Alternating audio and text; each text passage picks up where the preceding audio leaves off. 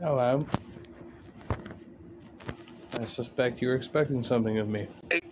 This is the Rollo Tomasi way. He just said the quickest way to High Value Man is X, Y, Z, right? It's like also saying the Terribly interesting.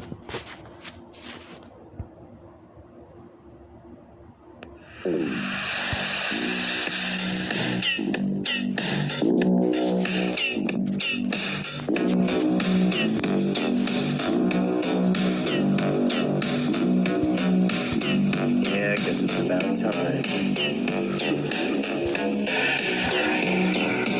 Now hold on. Really interesting, and it really has this feel in the undercurrents of it that there is a basic human grammar that floats around there, a notion that Chomsky has pushed for a long, long time. Okay, jumping one box further back, ecological factors and language. And we'll touch on that only briefly, but what you've got is something similar to a theme we heard a couple of weeks ago, which is possibly not something we heard a couple of weeks ago, and we'll instead hear on Friday. But what you see is diverse ecosystems, very biodiverse ecosystems. Rainforest ones, for example, produce cultures which have a great deal of diversity in them. What we're going to see on Friday, the version of that, which I'm now thinking I did mention before, is that polytheistic cultures are the things you tend to see coming out of rainforest settings. That notion that if there's 1,000 different types of edible plants in your world, it doesn't take a great leap to decide there's a whole lot of different spirit things in the world going on there, polytheism. A very similar theme, great work done a few years ago, a guy named William Sutherland from the University of Dundee, I think, where what he showed was looking all over the planet, looking at the biodiversity in different regions on the planet. The more ecological diversity, the more linguistic diversity you would find in that region.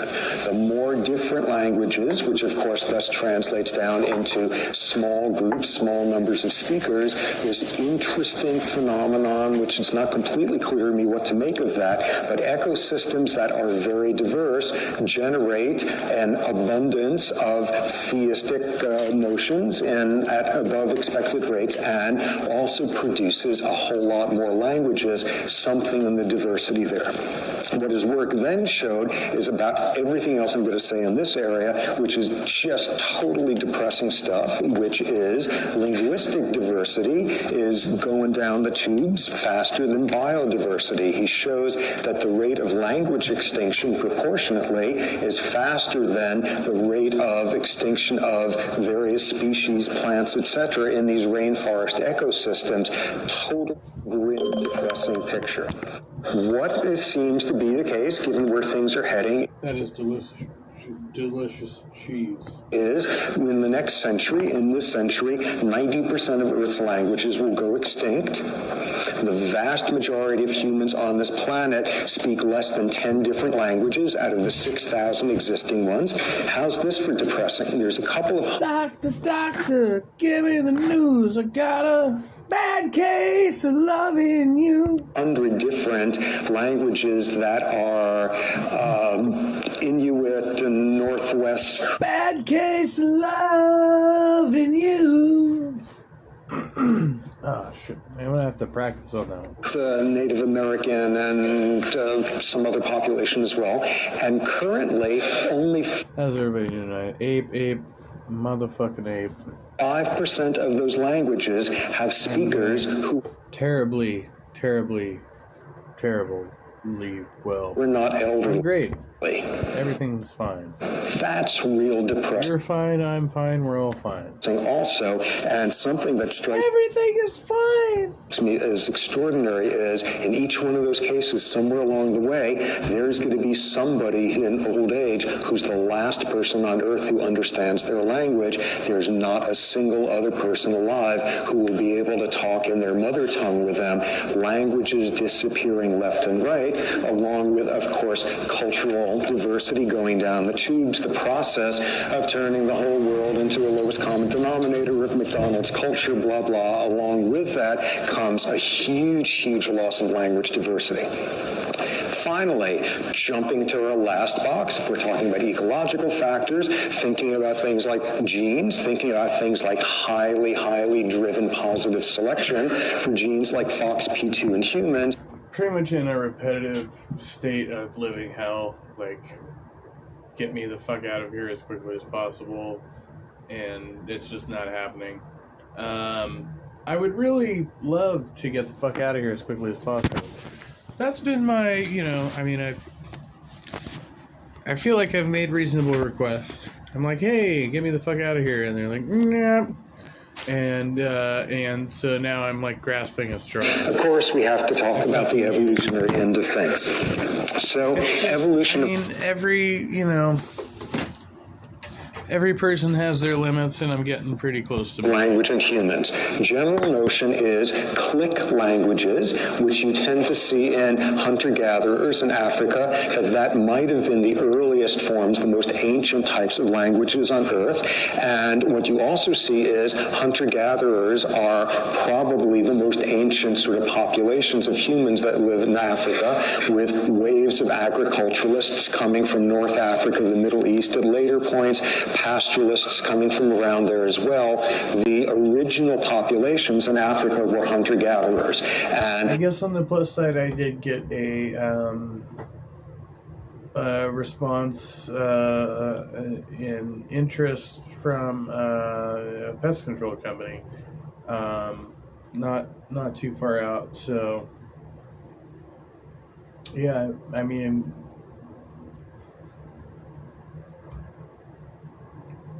it wasn't a bad job, and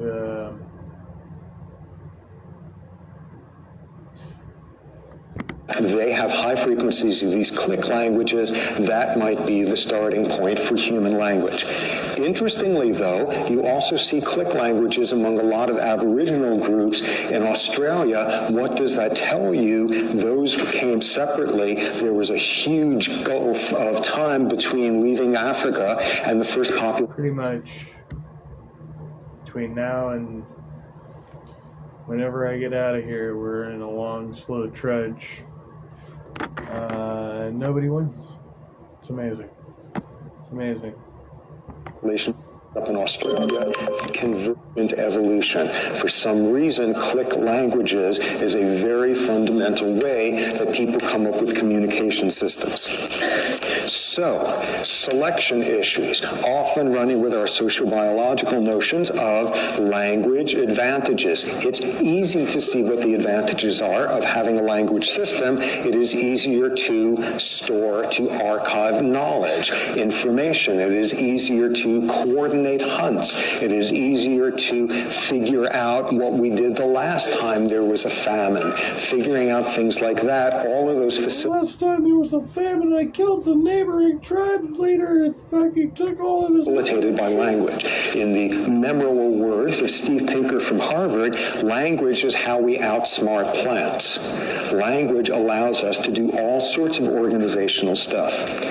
Language evolution... Stupid plants can't talk. ...is all about sequence. We don't say words simultaneously. It's all sequences, and a number of people have emphasized that's what the construction of tools are about also. A whole process of careful, logical, sequential transitions of steps, almost certainly tool use and language use as sequential processes emerging in parallel.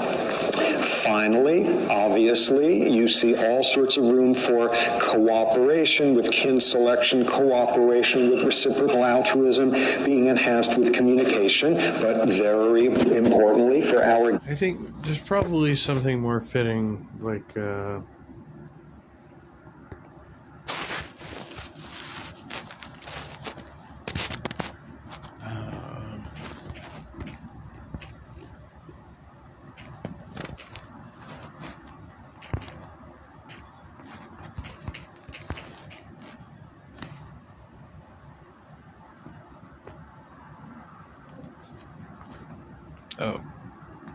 I added a Y in there.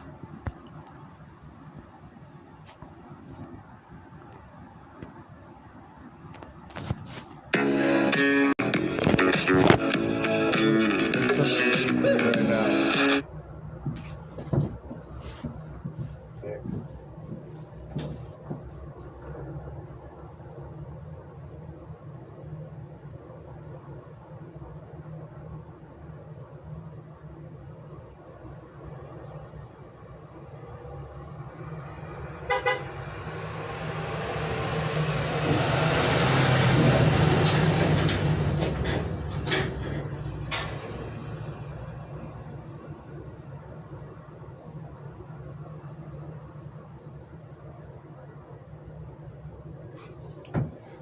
you know, and it's like a tough situation because if I would have known I was going to be here right now, I literally would have accepted. Do you have any friends who you haven't at all? Like, I just would have said no in the first place, and it would have saved myself a whole lot of trouble. no It's amazing. idea what they do for a living? I'm a firm believer that one of the biggest pillars of friendship is not really knowing what your best friend does for a living. Like, I know her job title.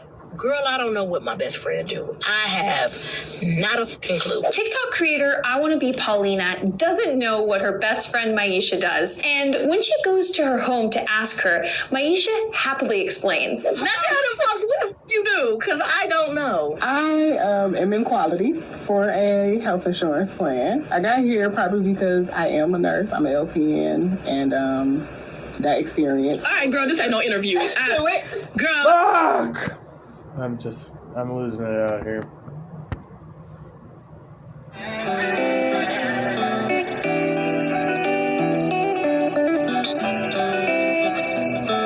Tell me this.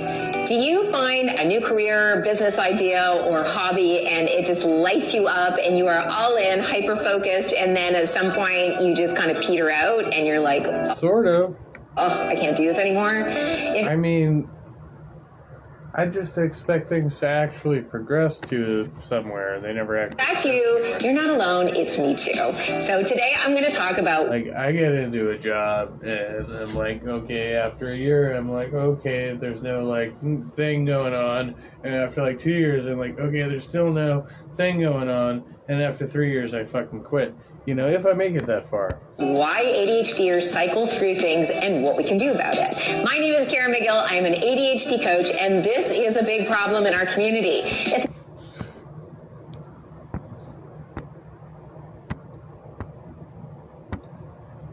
hate this shit.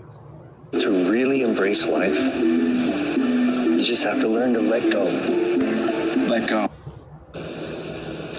Yeah, man, like, there's a real movement right now Like, there's a real movement right now. towards minimalism, or where people are Towards minimalism. Yeah. trying to pare their life down as much as possible. Where people are trying to do what to their life? Yeah, I think people don't want to get involved with like banks and fucking Is that the Ari Shafir guy? I think that's the Ari Shafir. to like mortgage themselves and their lifestyle just for the sake Is this another car come up here? I fucking hate this shit. I fucking of like hate having things. Yep. Like, and so they get into like stuff like camping and hiking. Well, it's also, you got to think, like, what do you really I could like hike and camp out here. appreciate? What's important to you? And just go pitch a fucking tent. Like, what's Fuck all these stupid trucks. really important to you? Yeah. Because you don't have forever, right? I So hate these fucking trucks. I hate that stupid fucking gate. what is I important hate this fucking shack. to you? Because you only have 24 hours in Fuck! a day. So what's important to you? Find out what the fuck that is and do more of that. Yeah. And try to figure out, like, how to make enough money so that you're not starving, that you're doing well. Yeah. But don't just chase that. Chase what Oh, good evening, Daniel Berry. Sports Highlights. Good to see you. you're trying to do. Like, the point system attached to it, the monetary point system, it can get you all fucked up because it'll get you working like 12 hours a day, 13 hours a to day. get what? To get more stuff. Yeah, I told him no. I tried to get rid of all my fucking shifts this week. Like, I'll trade off any fucking shift I could fucking possibly trade off. And then they asked me this weekend, I was like, nope. Just, I'm not available for any additional hours. Get me the fuck out of here. Like, that is my position. Get better stuff, to get more prestigious stuff, to get stuff I that, can't you even know, all work your other this stuff. fucking bullshit because it's not on the schedule that I need to be on. I definitely can't work any additional hours. I'm putting in job applications. I need to return a call in the morning regarding one of those. I'm like, fuck this shit. Stuff having Stupid. friends are really Like, why the fuck would I put myself out there anymore for, like, yeah. jealous of your stuff. Yeah, you're just gonna die, bro. And it's not. This is like, literally, I'm living my own worst nightmare right now. All because I wanted to be agreeable. I wanted to be, like, prove my worth, and yeah, I'm a fucking go-getter and all that good shit. And it just bit me in the ass. Beep, beep, beep, beep, bit you in the ass. And you're, like, living in hell. In long term, I mean, like, what do you. Because you were trying to, I don't know. You getting out of it I don't now? even know what the fuck I was trying to do at this point. I just know that it sucks, and I'm fucking sick of it, and I'm out. Oh, That's what I meant. That's what's most important. A ton of people that are like, I don't want that shit. So I'm just going to do a job, working on a tugboat in Seattle for a few months, save up money, and then go fucking enjoy myself. I would rather fucking give handies in the tenderloin at this point. So, Yeah. Yeah, there's a lot of people that are just choosing to look at everything that they can see, experience every new place that they can go to. That Henry Rollins podcast, man, it's a world changer. Yeah. That crazy fucker. Yeah, he is. He's fascinating. Yeah. Henry Rollins is an amazing human being, and yeah. I mean, not everybody can do what Henry does. Just like not everybody can do what Joe does, even though Joe's a crazy conspiracy theorist and whatnot. But, that's neither here nor there. I don't know. He's I never met anybody like him. He's really fascinating. I've never met anybody like him. I wish he could be my husband. Oh. Doesn't like does stuff and see stuff. I met a bunch of people doing gap years. What's a gap year? Yeah. Have you ever... Okay, that's fine. Exactly. What's a gap year? It's all over every other country, just not ours. What's that mean? In between high school and college. You're leaving your friends, you're about to make new friends. Oh, take Get a out year here off. for a year. I fucking literally hate where I am right now. I'm about this close. This fucking close. Between college and grad school, or college and Shut the fuck up, and Ari your first year of Shaffir. work. I don't give a fuck now's what the you have time. to say anymore. Well, European countries have a point in this more relaxed approach. Yeah. To like the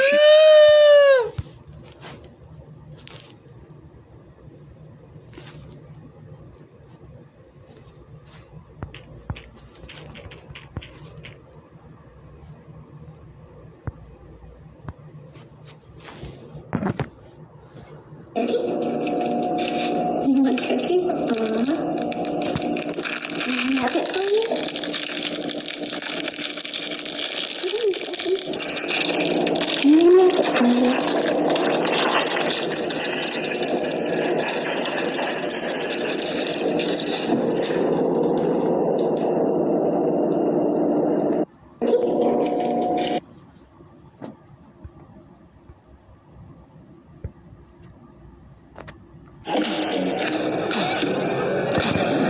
What's for dinner?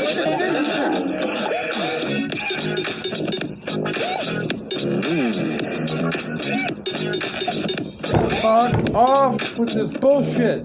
Star Wars returns, and it's certified fresh. Hello, Missy Mod. Sorry about that. Are you ready?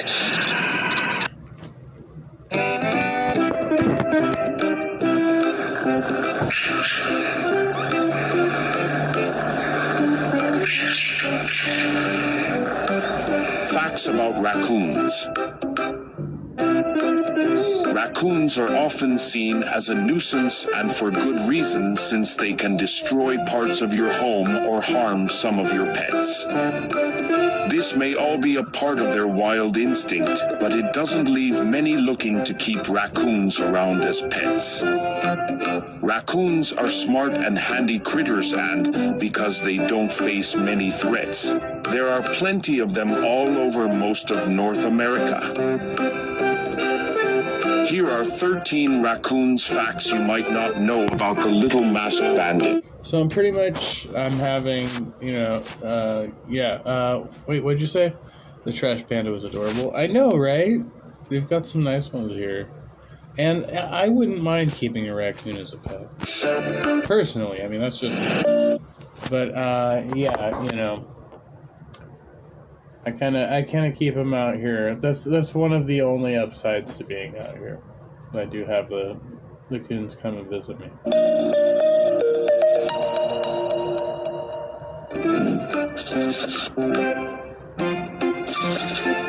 "13 raccoons' masks are anti-glare devices. Raccoons are known for their bandit-like dark face masks. One theory is that the distinctive dark markings help deflect the sun's glare and also may enhance night vision. But their famous black masks do more than make them look like adorable outlaws. They also help them see clearly. Some researchers have theorized that dark masks work in animals to hide their eyes from predators. This can't really be happening to me right now. Nope, it is. It's all real. The dark color absorbs incoming light, reducing glare that would otherwise bounce into their eyes and obstruct their vision. That's pretty cool. 12. Raccoons have human-like hands. Raccoons have some of the most dexterous hands in nature, as anyone who's had a garden cooler. And yeah, we were looking at this, like, raccoon hands are actually kind of, like, even better than human hands in a way, because they can, I guess they've got, like, a more sensitive touch to certain things, or, you know, something like that. Or garbage can broken into by one of them knows. Not only do raccoons have 5 fingers, they use those 5 fingers just like humans do. It's why they have an uncanny... When I feed the raccoons out here, they don't look at the food I throw them. They'll pat it. They'll touch it first. The black part absorbs light. That's why football players put black under their eyes. Yeah. The ability to get into so many things that most animals can't. Opening latches, prying open containers, getting into closed garbage bins, and even picking up a small dime are all easy feats for this busy-handed critter. 11. Raccoons are intelligent animals. Raccoons are incredibly smart. Some scholars even suggest that their discriminatory abilities are equal, if not superior, to those of domestic cats. When considering the mammal IQ scale, raccoons rank closer to humans than most people would normally think. In general, monkeys are ranked right below humans and great apes, and with raccoons scoring average IQ levels below monkeys, they are considerably close to human IQ levels as well. See, they're right down there, like just underneath us. You know, they're not far behind. In addition, too. Have you ever interacted with these little fuckers? They're smart. To their high IQ scores, raccoons are known to have evolving intelligence and methods of thinking. They are able to learn from past experiences and engage in critical and problem-solving thinking when obstacles He's fucking boxing with a kitten. Rise.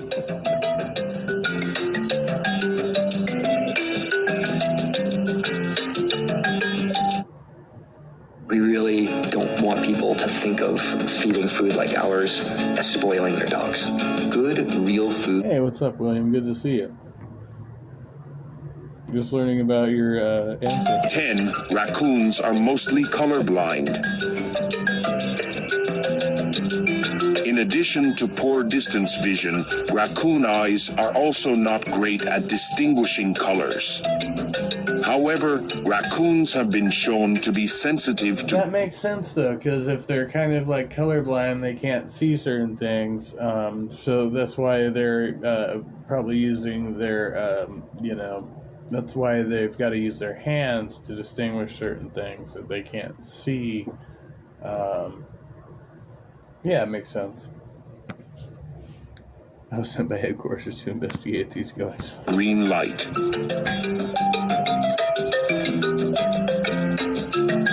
9. Raccoons are extremely clean animals. This fact may surprise you since raccoons are popularly known for digging in dirty garbage cans Hey, Halsey, good to see you. in search of food.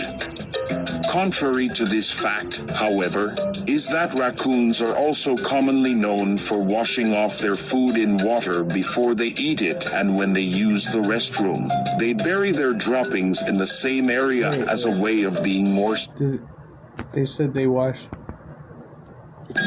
9. Raccoons are extremely clean animals. This fact may surprise you since raccoons are popularly known for digging in dirty garbage cans in search of food. Contrary to this fact, however, is that raccoons are also commonly known for washing off their food in water before they eat it and when they use the restroom. Okay, I think they mean washing. They definitely don't use the restroom. Bury their some kind of droppings in the same area as a way of being more sanitary. 8. Raccoons resourceful problem solvers. Give raccoons a puzzle app. He's like the cat and Meet the Parents, like flushing the toilet and shit. You're wrong, sir. As long as there's food involved, they'll usually find a way to solve it. They've not only proven this time and time again in yards and campsites, but in labs as well. Raccoons are commonly associated with wild, violent, and vicious behavior. However, this is not always the case and are actually quite look like they're about to fuck. Skillful. As a result of their notable intelligence, people have been able to train raccoons to mirror the same basic skills that the average human toddler possesses, such as clapping and dancing. 7. Raccoons are nocturnal. Raccoons are nocturnal, active at night, but can sometimes be seen during daylight hours. They are solitary animals, live alone, and the only group raccoons form consist of a mother and her young.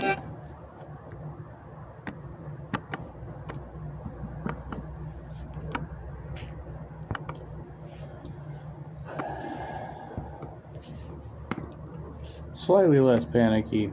I mean, I still kind of want to put my fist through something, but these raccoons make me a lot more at ease. Moreover, there are many myths claiming that seeing a raccoon up during daylight hours indicates that it is rabid.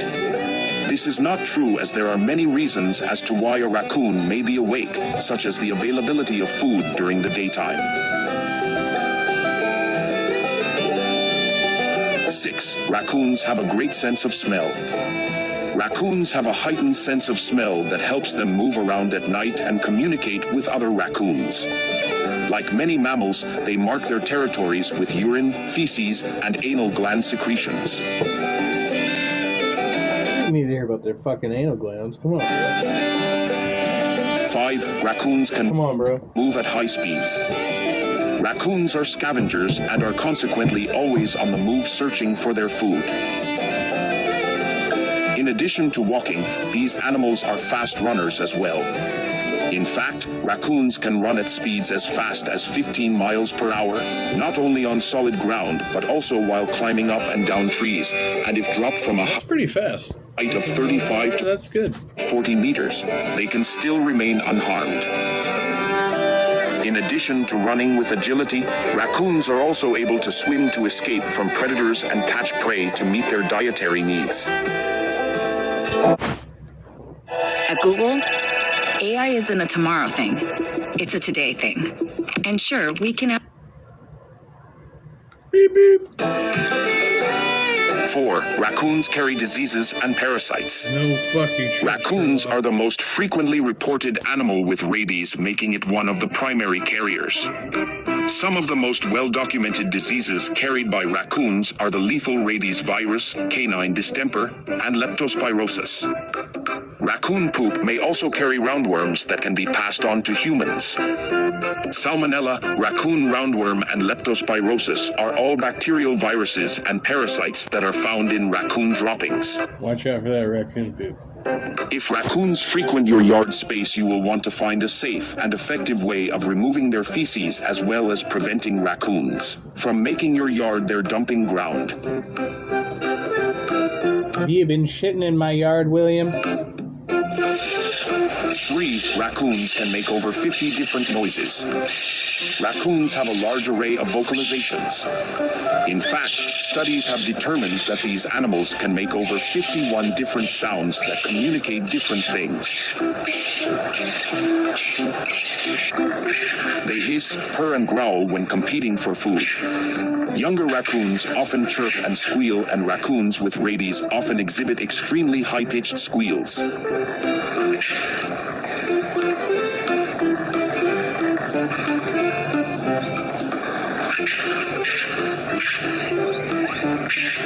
2, raccoons' populations have exploded.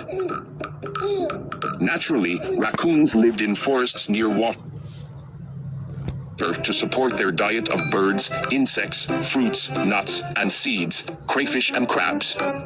Woodland forests with lakes and rivers served as the ideal raccoon habitat before the introduction of human-populated cities. While in residential areas, they'll scavenge for garbage and pet food.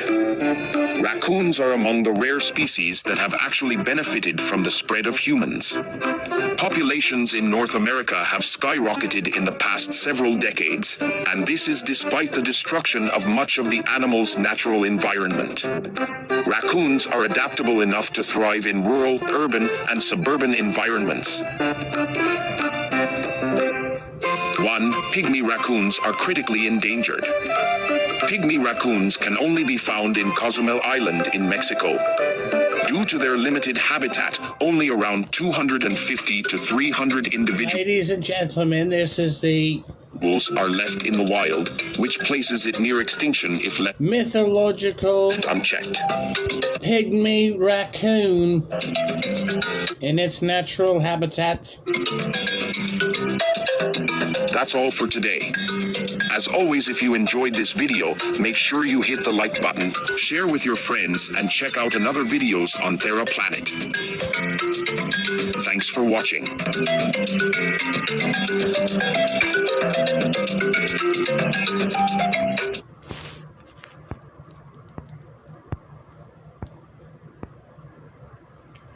We'll be right back after these messages.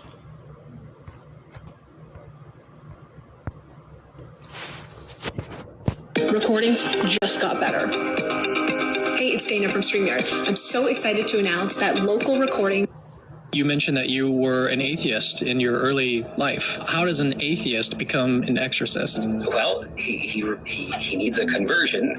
First of all, I converted when I was in college, and I went on a retreat. On that retreat, I had an experience with the Eucharist. I came out of that retreat a believer. Why would I even have gone to such a retreat? Because the group of students that were putting it on were very committed to their faith. They're very Catholic, they're very Christian, they were very just in love with Christ, and Christ was the center of their life. And that was powerfully attractive. They radiated a peace, and it was a peace that I knew I didn't possess. I just found myself, as I got to know them more and we had classes together, I could see that they were very intelligent people. They were not stupid. And yet I was dumbfounded by their belief in God, because my thinking insofar as God's existence went, well, if God exists, why is there so much evil in the world? Why can the little girl down the street be kidnapped and murdered? If you were God, would you permit that in your world?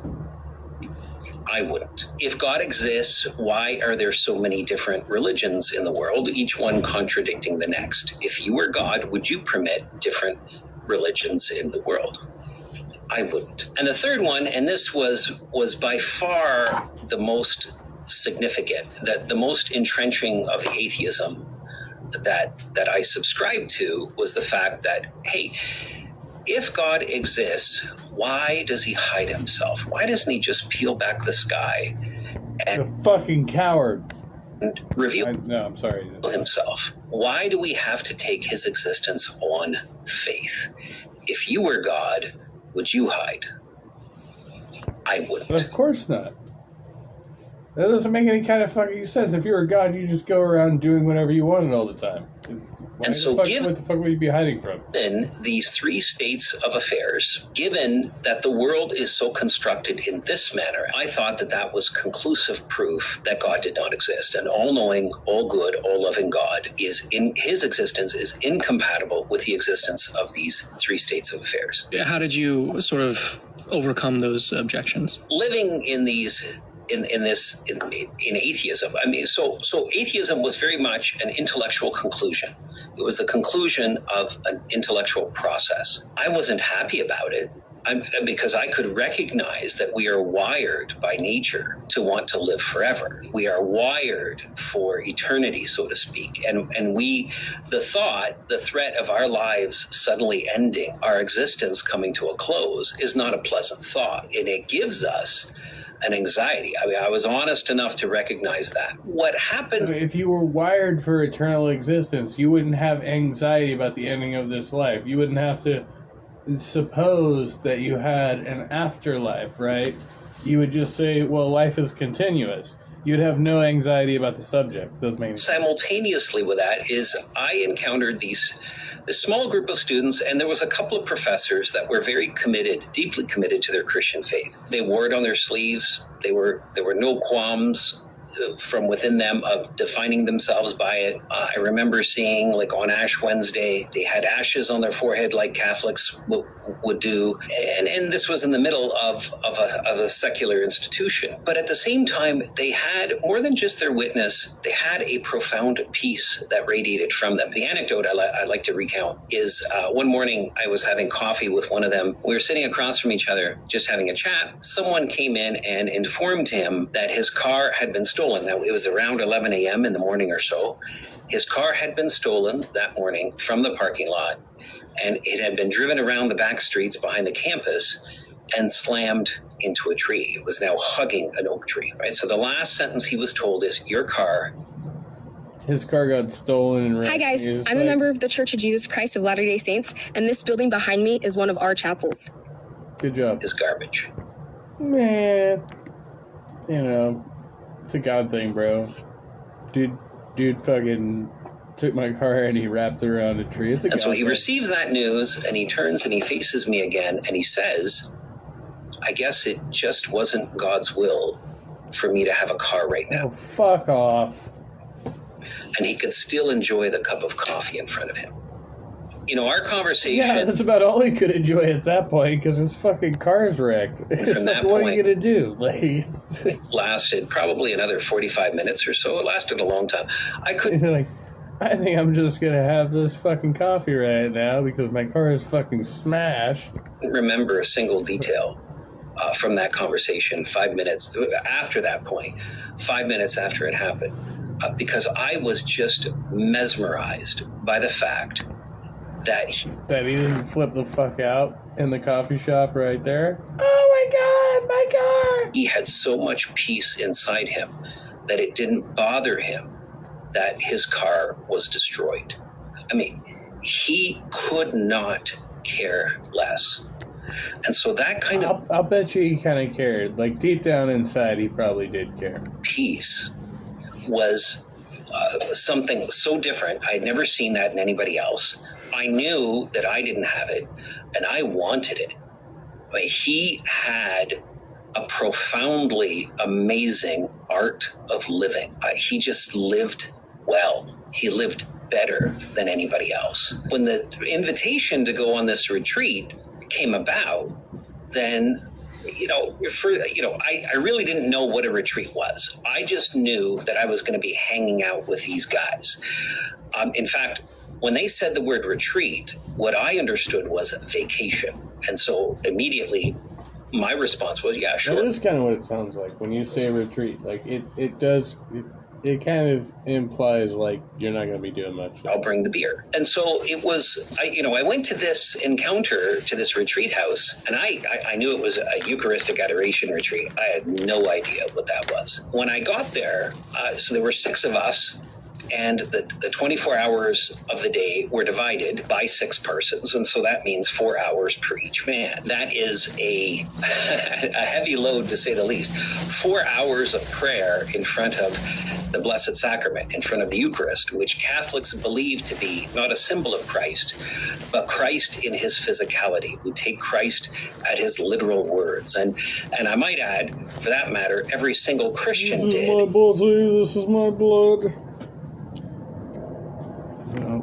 See the second. Okay. Until around the year 1500. So that was a universal and ubiquitous belief in the Christian church. To be a Christian for the first 1500 years of the church meant you believed in Christ's real presence in the Eucharist. But at the same time, though, I'm looking in my first adoration shift, my first shift in front of the Blessed Sacrament, in front of the Eucharist, and the Eucharist. You know, for Catholics, we place the Eucharist in a fancy container called a monstrance, which displays the sacred host for adoration, for worship. We worship the host because the host is Christ himself. And so I'm looking at what appears to me to be a cracker.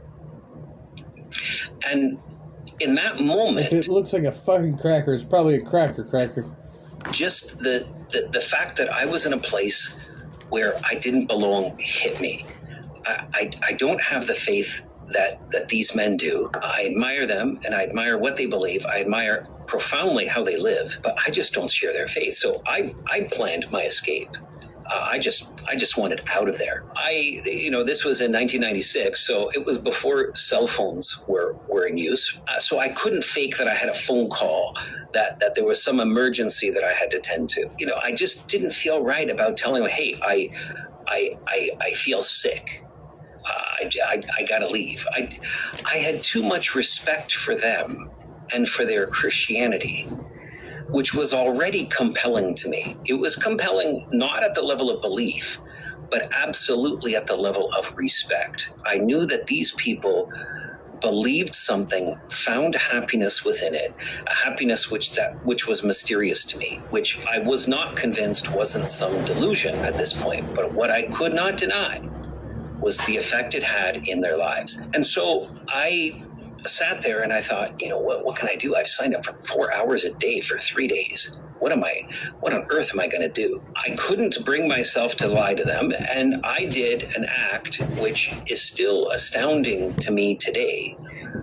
I got down on my knees and I said, he gave a blowjob. God, I don't know if you exist or not. I don't believe you do. And I have to say that in that moment, as I'm saying these words, I feel like as I'm kneeling in front of the Eucharist, which to me in that moment appeared to be simply a cracker, having the appearance of a cracker, I felt that this was the equivalent of kneeling in front of a tree and talking to it. But nevertheless, I did that. I knelt in front of the Blessed Sacrament. And I said, God, I don't know if you exist or not. I don't believe you do. But if you do, please reveal yourself to me. And if you do, if you can give me the faith that I see in these guys, I will give you my life. What happened next is, just as important is what did not happen. I didn't see anything. I didn't hear anything. There was nothing extraordinary that happened. There was no mystical experience. And you know what? Looking back now, I thank God for that. Because if I did... I thank God because I asked for an experience and I didn't get an experience. What the fuck are we talking about? Then it perhaps would have been easy after the fact to question my mental state. What the science is showing us is the universe appears to be alive. It appears to be conscious. To question my mental state. It would have been easy to think that I had some kind of delusional experience because of the stress I was under, because of the situation of being embarrassed in front of these people. I had just come off a very heavy semester at school. It would have been easy to question my mental state. I've never had mental problems, thanks be to God, but it would have been easy to do that. But what did happen was the fact that hour went by much more quickly than what I had anticipated. I was anticipating an agony, and that's not what happened. 6 hours later, I had I had the first shift of that entire weekend. You know, as luck would have it, or as grace would have it, as Christians would say. 6 hours later, I had the start of my next shift. Again, nothing extraordinary happened, but I was surprised how quickly the hour went by, and there was definitely a sense of peace, a peace that began in that first shift, but it wasn't an overwhelming peace. It was just a peace that was strong enough to take away a kind of anxiety that I was experiencing, wondering, how am I going to kill an hour doing nothing but sitting here? During that second shift, that piece was much more palpable. Jesus, I can kind of relate to this guy because I'm kind of praying to make it through my shift right now. Still was not overwhelming. Whereas if you can call the strength of the piece on the first shift to be a thread, now it was definitely a string or a rope. There was no desire at all to leave that chapel. But I simply chalked that up to my determination that, you know what, I signed up for these 3 days here, and I'm going to do this. I'm going to do this, and I'm not going to chicken out. I'm going to respect the yes that I gave these people for this invitation, and I'm going to honor them by fulfilling my time here. At the end of that second shift, he's going to pray his way out of like boredom on the job. I left by just being bored. And I was just so surprised at how fast it went by. By my third shift, which occurred in the middle of the night at 3 a.m., that was the shift where... I hate the way you just said occurred. The wheels fell off the atheism wagon, so to speak. And again, I didn't see anything extraordinary. I didn't hear anything. There was nothing mystical to the senses that occurred. However, at a certain point, I knew that I was in front of Almighty God.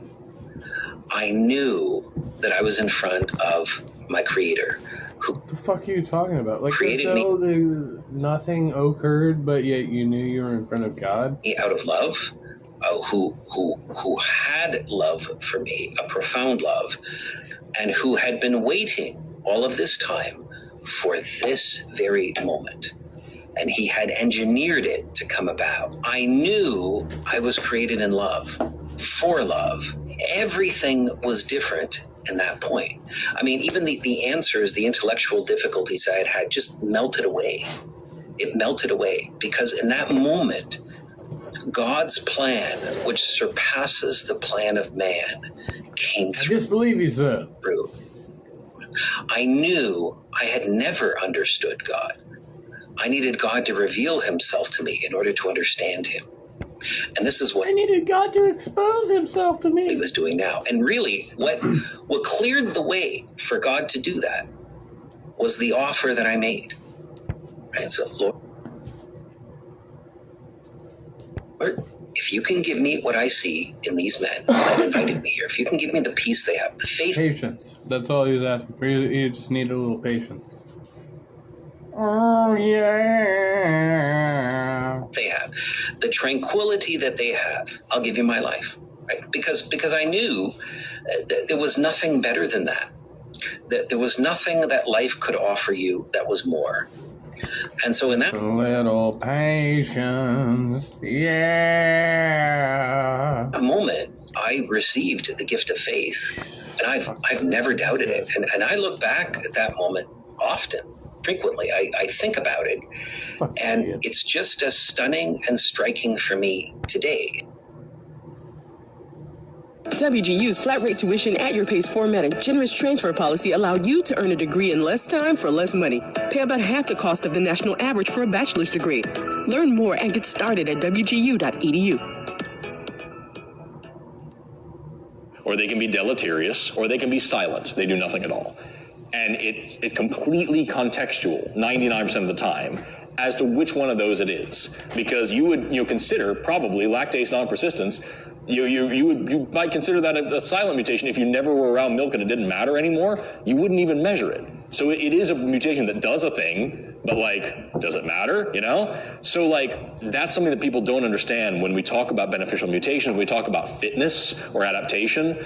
Creationists and people who don't understand evolution, but I repeat myself, they tend to pretend that evolution is orthogenic, that it has a goal in mind, that it's a ladder, and that there are the most evolved and least evolved species, you know what I mean? And that's just not true. It's completely contextual. When you gain fitness, when you have a beneficial mutation in one environment, that is a deleterious mutation that loses fitness in another environment. The best boa constrictor with the best boa constrictor genes dies in Antarctica. As much as it gains fitness for the Amazon, it's losing fitness over there. So you would call every beneficial mutation a deleterious mutation in another environment. That's all evolution is. Well, you bring up a great point. People often hear survival of the fittest and they think, oh, the strongest. Yeah. Right? The strong crush the weak. That makes no sense. You know, then you get into social Darwinism and all these other things, which I think is a distraction, right? Because fittest doesn't mean strongest necessarily, right? Correct. Yeah, absolutely. It's about meeting the... Yeah, survival of the fittest is in reference to genes explicitly, right? Like requirement of your environment. So if your environment calls... Fuck!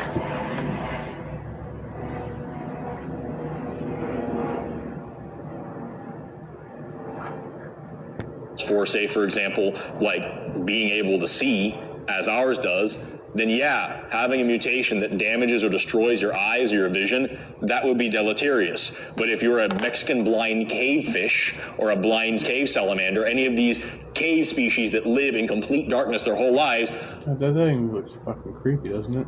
It's like something that you'd see crawling in a woman's vagina in like a fucking, you know, one of those hentai films or something. Eyes are a liability.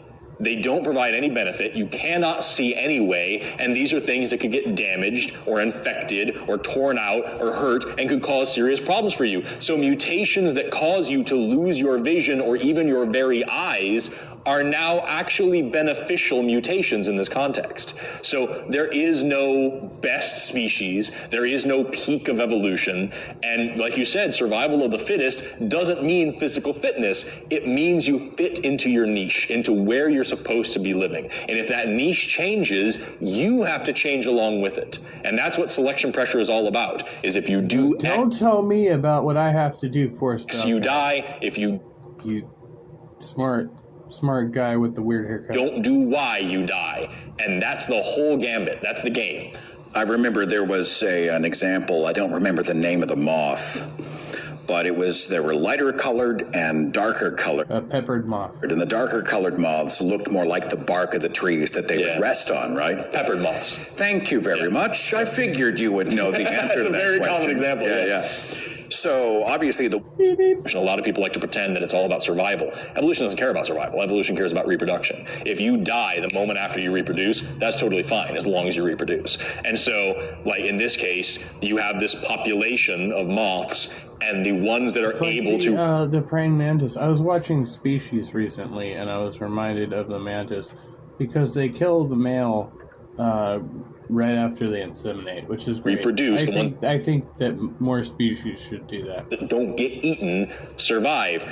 And that's what's really critical to understand, is that populations evolve. Individuals don't evolve. You're never going to have this situation where it's like, oh, well, my tomato plant hasn't produced watermelons yet, so evolution isn't true, right? It's the whole population carrying on their genes. An easy way to explain it is a change in the heritable traits of a population over the course of multiple generations. And that's an easy way to explain it, because that's literally the definition of evolution. But that's not what we were taught. Like, how ridiculous would it be for you to wake up tomorrow and sprout wings? Yeah, because then you evolved, right? Yeah, no, it may... Expect a rabbit to evolve into a, gazelle and, all those types of things that are just, now you look back and you think, wow, what they were doing, though, is they were teaching us to laugh at science and scientists. It was really a defense mechanism mechanism for bad ideas. Yeah, I want wings. Yeah, well, and then that's how you get the next generation of flat earthers and anti-vaxxers, is that you teach them that if science says something that doesn't make sense to you in that exact moment, then it must be crazy. And if you can think your way halfway out of a paper bag, then you're a better scientist than these people who say all these crazy nuanced things, because if it doesn't have a clear, easy definition, then clearly it's just wrong. And you have teachers teach these, like when you see that diagram of like the monkey that kind of levels up into a human, that's called a diagram was made by a guy named Rudolf Zallinger, and it's called the March of Progress. And it was originally published in Time magazine to show this emerging science of how great evolutionary theory is coming along and how bioanthropology is growing and how we're understanding. You think Jill is secretly Forrest Valkyrie in disguise? More about the evolution of our species, and it is a gross oversimplification, not only of the data that we have, but also how evolution works. Because it's not a straight line. It's a tangled bush with all sorts of branches. Sometimes species break off, sometimes they live alongside each other for a while, sometimes they merge back together, sometimes one dies off and the other one doesn't. Sometimes they fuck each other like animals and make a brand new species. Sometimes the species just shifts. Oh, hey, good morning, Todd. Good. And changes. Good afternoon, good evening, whatever time it is. But we still call it the same species. Sometimes there's disruptive selection, sometimes there's directional selection, sometimes there's stabilizing selection. There's all sorts of different ways this can work, but it's really easy and it looks nice on a magazine cover or in an advertisement when it's this and then it was this and then it was this. And it gives people this idea that there was the Australopithecines and then they all pooped out a Homo habilis and then they all died. And then they all crapped out a Homo erectus and then they all died. And then they all gave birth to us and then they all died. And now here we are. And that doesn't make any sense. We like the graph, I mean, even if we disagree with it, because it's simple, right? You got the fish that crawls out, and then before you know it, he's hunched over, and now he's a primate, now or an ape or a chimpanzee, and then he turns into, Hugh Jackman, right? And we're like, aha, from goo to the zoo to you. I love that. That's me, that's my avatar. That's great. I'm using that. Did you ever see the movie Annihilation? Yeah, I did. Which was a movie, really, it was kind of a commentary about Natalie Portman, she's my future ex-wife. How evolution happens but doesn't really care, which takes us back to evolution didn't wake up and say, I would like to become this, or I would like to move living creatures to that. Evolution just sort of happens in this wild, wacky way. It's what's crazy to me, and what I wish more people would just consider, is that it's not only of course, it's a totally blind, random, well, not really random, but it's a totally blind process. The way that we usually blind, but not really random. Describe natural selection is the non-random selection of random mutations. So it's semi-pseudo-random, whatever you want. But it is something that you can track and trace and make sense of, but what really blows me away is that it is the most logical conclusion to how life works. If you want to understand evolution by natural selection, if you want to understand the basics of neo-Darwinian evolution, it really is just a logical system. We know that genes exist and they're passed on from parent to offspring. Yeah, I have the DNA that makes my body, each gene does a specific thing, that's a gross oversimplification, but whatever, and I pass these on to my offspring. We know that genes come in different flavors called alleles. So there's not just one gene for hair color, eye color, skin color, height, weight, whatever. There's a variety of these things. And there's also phenotypic plasticity where some of these things can kind of vary depending on your environment. So there's different ways these things can work. And also it makes sense to say that different alleles are better suited for life in different environments. Like I said a minute ago, the best boa constrictor is going to die in Antarctica, and the best penguin is going to die in the Amazon. So if you have the best alleles, it doesn't matter because the term best is totally dependent on your environment. If you can understand those three. But what if you had a penguin constrictor? Things, then evolution is the logical next step. If I get alleles passed on to me from my parents that don't benefit me, that don't allow me to reproduce, then those alleles will not spread anymore, and the population will no longer have them. And so that's evolution. It's a change in the heritable characteristics of the population from one generation to the next. If those alleles benefit me tremendously, and I don't understand. Could you slow it down for me?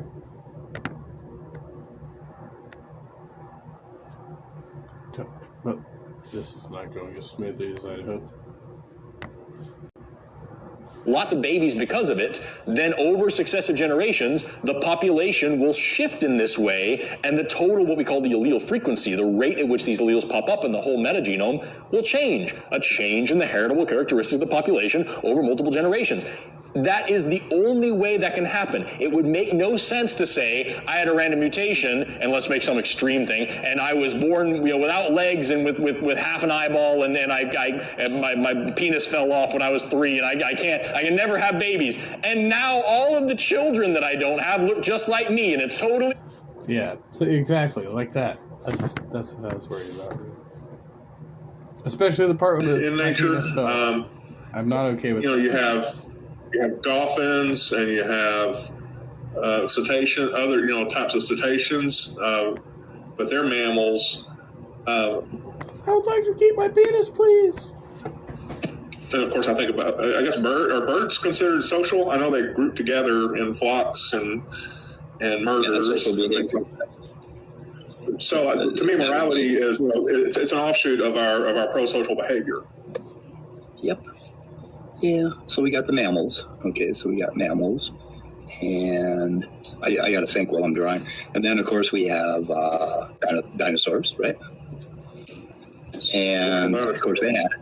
Pretty sure. Dinos had it, and then birds, of course, branched off around the dinosaurs, so they would have it. But dinosaurs basically, and then prior to that we have fish. And fish will, form schools, and they developed basically some minimal socialization. But the most important thing that developed in fish and prior to fish was this whole thing of, it's called valence, basically moving away from or towards something, depending on, when animals develop. As far as I know, mammals have tits. Anything that has tits is a mammal. Of locomotion. They would move either away from in a negative direction or towards something, that was positive. And very early on back here, we developed all sorts of basically neurons that regulated our behavior. And along with neurons, we have hormones basically that regulate the behavior of the entire animal's physiology, right? So that it would go faster or slower or whatever. And so all of that, this basic machinery kind of went through all of life. And then in mammals, it started to, in dinosaurs, it developed into nurturing your nesting eggs, basically taking care of eggs and forming these attachments with really, it's really weird to think that animals would be attached to their eggs, right, after they lay their eggs. And this is kind of the point where some of these hormones developed, like oxytocin and a few others in hormonal systems, that started us along the lines of nurturing our young. So from nurturing eggs, it became nurturing young. And when dinosaurs originally nurtured eggs, they had like sweat glands in the part that would make contact with the eggs, and these sweat glands slowly became exapted to nourish the egg and keep it moist, and that turned into boobs. He said keep it moist. Basically mammary glands, and that's where mammals started out when it became a little more refined. But this whole process basically gave us the fundamental machinery to start socializing in groups, and it happened, and it evolved in a number of different times, and then we started socializing in groups. And the interesting thing, and then primates, of course, became far more socialized and more intricately socialized with communication and signaling each other and all of that. And then from primates, we get the Homo sapiens. And I think what happened in Homo sapiens, and this is just a wild ass speculation by me, but one of the things that happened is that the sexual dichotomy became less pronounced, and men slid over into a feminine position where we are a lot more feminine than most primates. Basically, we have less sexual dichotomy than most primates, and that allowed for all sorts of things to happen basically across the entire species in the way of socialization, building cultures. Of course, from cultures, we ended up with the concept of the leading male or the king or the leader of the chief of the tribe or whatever, and all of that stuff developed into a real complicated set of cultures across all species. But you can visualize this entire thing developing through and starting with this idea of valence, moving away from and towards something good. And then we started to form groups, like even schools of fish are definitely a socialization of some sort, and very small. And I feel bad because the people, they're always all right, like the people, they're not that bad. It's the fucking look, man. I'm trying to get through my day like everybody else. It's fine. Shit just ain't for me. And they knew it. I knew it. You knew it. We all knew it. And so it isn't too. Do you think single-celled organisms are social? Single-celled? No. Well, when multicellularity happened, yes. That's a kind of a socialization, right? Multicellular organisms. So yeah, you could call them social because there are some colonies basically of single-celled organisms. And it came up with Saigar today. Have you read about cognition-based evolution? No. What would that be? Cognition-based evolution? Mm-hmm. Tell me. It's according to the internet, cognition-based evolution is the first comprehensive alternative to 20th century neo-Darwinism, proposing a radical 21st century evolutionary framework with a novel point of origination. All cells are intelligent and must measure uncertain environmental information to sustain themselves, etc. Yeah, I can see that because when a cell divides, and divides again and divides again, and there's etc. Blue, blue, blue, blue, blue, blue. Self-harm, right? Like, try to picture what you think a transcendent being would do upon seeing humans fall into unconstructive behavior. You know, there are all kinds of enlightened ways to explain what we're doing wrong, explain how much they care for us, things like that.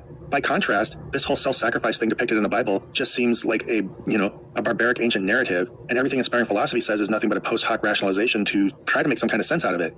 You know, if you were trying to build an idea of what an actual spiritual transcendent God would do, I don't think this fits. And it's just painstaking and laborious, the steps he makes to try to connect them. You know, he might say that I'm understating the nature of sin and how consequential it is and stuff, but to me, that just shows that Christianity has a barbaric sense of what our behavior means and the consequences of it, so whatever. But there's something even more fundamentally and obviously problematic. We wouldn't just see the isolated act of love. We would see the context of the whole thing.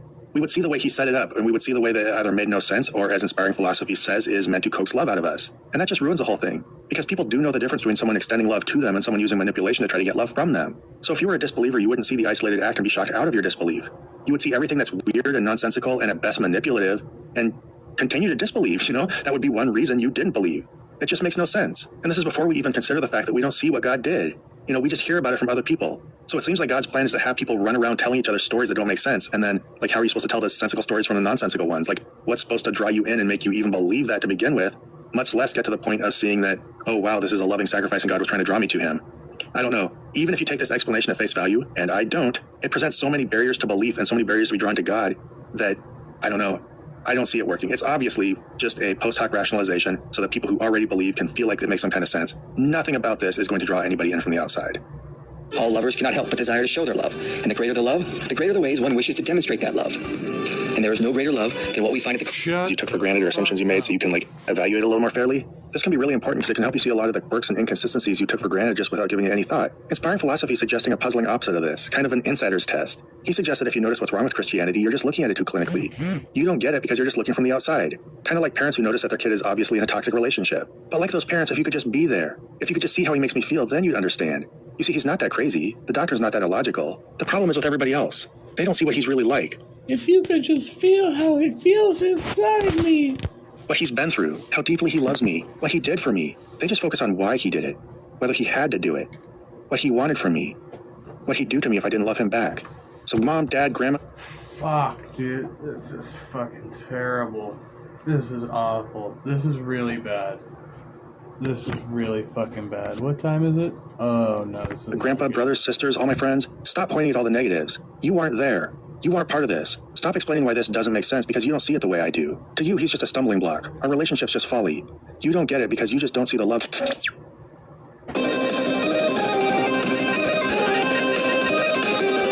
No, we have a serious problem here. Shit's gonna break down, like, in a real way. And it's definitely somebody else's fault. It's not my fault. A clear, unmistakable inner awareness of his presence. Clearly, this has not happened. The philosopher J.L. Schellenberg, who pioneered this line of argument, has called the general situation divine hiddenness. The hiddenness of God is highly unlikely given theism. On the other hand, it's precisely what we would expect if there were no God at all. If God exists, why are we arguing for him? If God exists, why are we debating for his existence? Why are we falling back on words and abductive reasoning to try to get to the... If there's a God, it seems pretty puny, doesn't he? That he needs philosophers to come up with arguments for his existence. I mean, this doesn't disprove the arguments, but it does kind of show that this being is kind of hiding himself. And if he really is going to all this trouble to hide himself, what business do you have to try to expose him? You know what I mean? He's doing a good job of hiding himself, and you're trying to break... Come on, God, come on out. So this debate itself is an argument for the lack of evidence. I've always been fascinated by this question since college, and because I think it's important. I mean, I think we all deeply care about not so much does God exist or not. I think that's a proxy for something deeper. Now, why are we here? What's the purpose and meaning of life? And those are the kinds of big questions that motivate people. And so, my concern is, people act on their beliefs. It's interesting because it says, no, it's not actually why are we here, the purpose and meaning of life. Like, it's a proxy proxy of is there a God is actually why are we here? What is the purpose of life? Which is telling, right? Because they're using this fiction as a substitute for the things they clearly can't explain, right? Even if you insert God, you don't clearly explain or rationalize your own existence, right? You put in a placeholder to say, well, God has a purpose, and I don't know what that purpose is, and neither do you, right? But some, fictional entity called God must know what that purpose is. Beliefs. So what are the beliefs? And it'd be better if they were truer beliefs than falser beliefs. And so that's why I think science and reason is so important. It's the only tools we have to make some progress in determining what's true. And from there, you can then build, I think, a better society, which is what we all want. And offer as many people as possible, all people, this a purposeful, meaningful life of autonomy and prosperity and freedom and so forth. And so, will you get there? However, at this point, I want to offer words to your moms and your moms. We get there. Females unite. I don't care. Whatever gets you through the night. Life is hard. But in general, I think the worldview that offered by science and reason is just incredibly. It's uplifting. It's it's just grandeur. It's transcendent to me. I love going to the cathedrals. I go to Europe. My wife's from Germany, and we like to visit cathedrals. I'm not really. Rob him. This rich fucking bastard. He's bragging about its capital. Take it. But I get even more value in going into observatories with big telescopes. To me, it's just it's like this is like a cathedral. It puts us in touch with the cosmos, which is everything there is. Aristotle was one of the great intellects of all time. Yet not only can you know more than Aristotle, you can have a deeper, more penetrating, more comprehensive understanding. Such is the privilege of living. His name Dick Dawkins or something. I don't know. I don't know anything about this. All right. Peace out.